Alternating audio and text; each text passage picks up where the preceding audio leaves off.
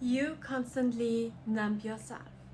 If you consume coffee, alcohol, weed, etc., you name it, but especially with those things. Also, if you take strong medicine like antidepressants, you constantly numb yourself to feel better, to have energy, to function, etc.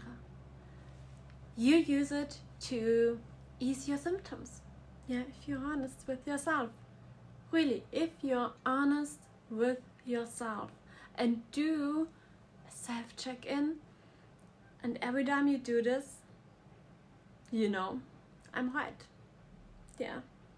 You're probably already addicted and you can't live without it.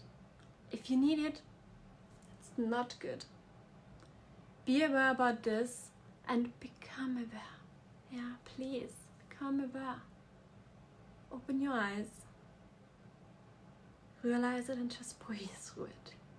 Change things and follow me for more. Let me know also more video wishes. Message me, especially if you want help and willing to get help.